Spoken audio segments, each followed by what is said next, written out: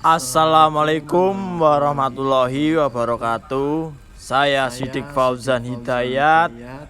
Saya ingin mempresentasikan UAS Bank dan Lembaga Keuangan.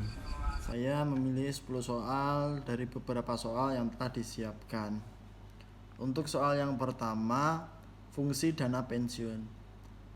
Fungsi dana pensiun terbagi menjadi 3, yaitu asuransi, tabungan, dan pensiun. Untuk asuransi yaitu peserta yang meninggal dunia atau cacat dalam waktu pensiunnya diberikan pertanggungjawaban. Untuk tabungan yaitu peserta dan iuran pemberi kerja merupakan tabungan untuk dan atas nama peserta dana pensiun itu sendiri, iuran yang dibayarkan karyawan setiap bulannya.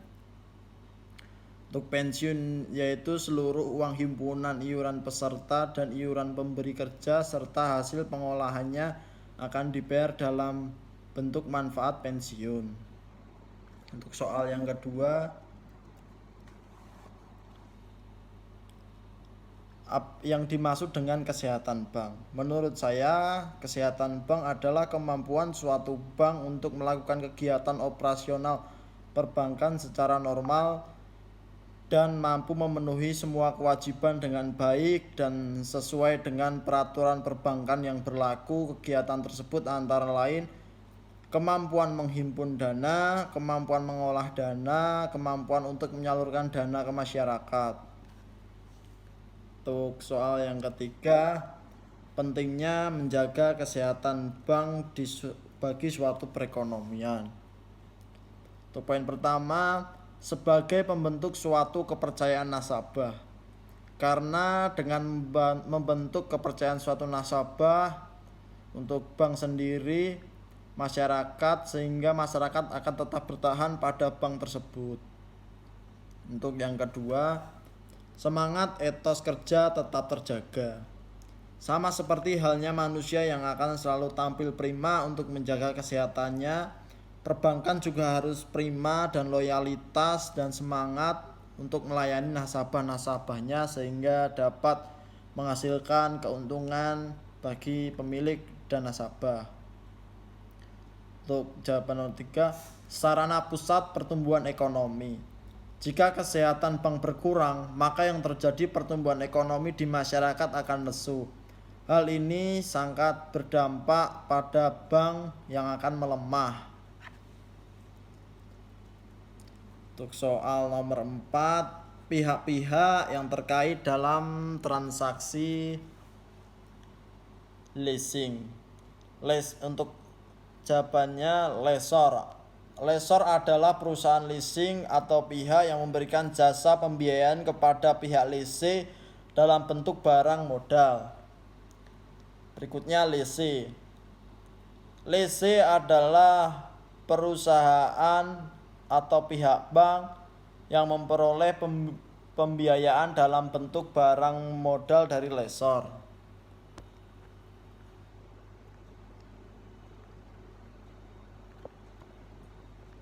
Berikutnya supplier.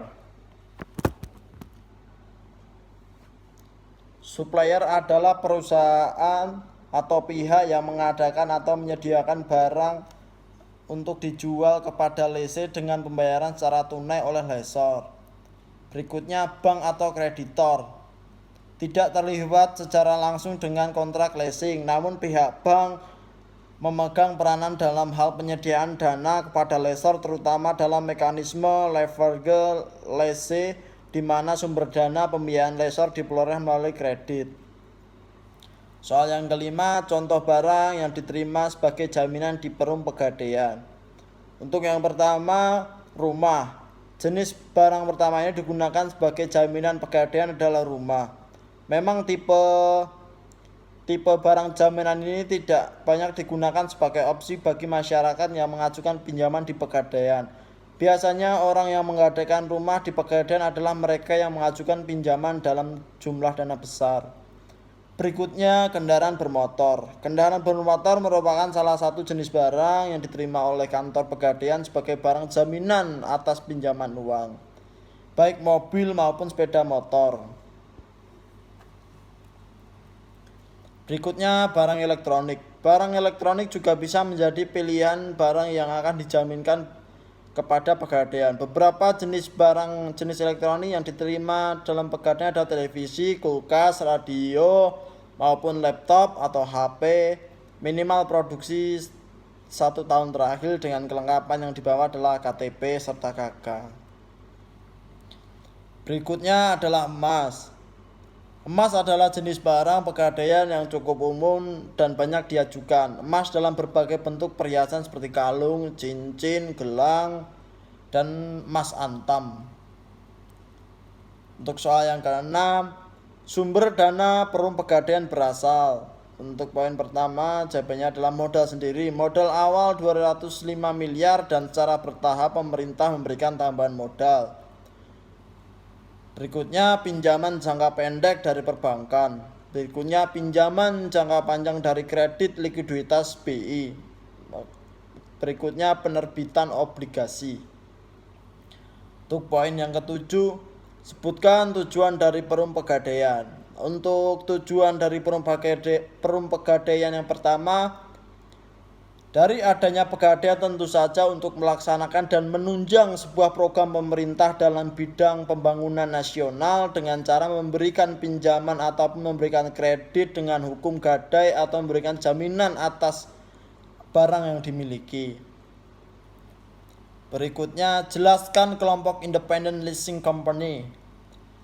Perusahaan leasing ini mewakili secara garis besar dari industri leasing, di mana perusahaan ini berdiri sendiri atau independen dari pemasok yang mungkin dapat memenuhi kebutuhan barang modal nasabahnya atau disebut lessee.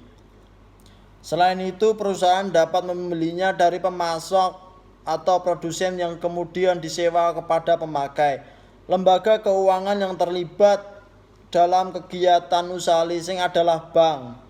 Perusahaan dan lembaga keuangan lainnya disebut sebagai lessor independent seperti Adira, WOM, Soft atau Summit of Finance atau FWF.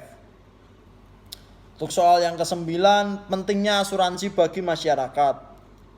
Menurut saya sangat penting sih bagi masyarakat karena saat bertambah tua nanti atau menikah atau membangun sebuah keluarga dan memulai menjalankan bisnis, maka kebutuhan kita akan naik sehingga kita memerlukan sebuah asuransi jika kita terdesak.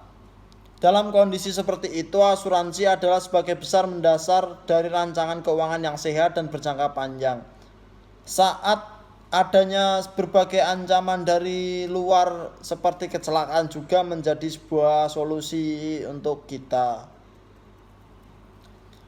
Untuk soal yang terakhir atau yang ke-10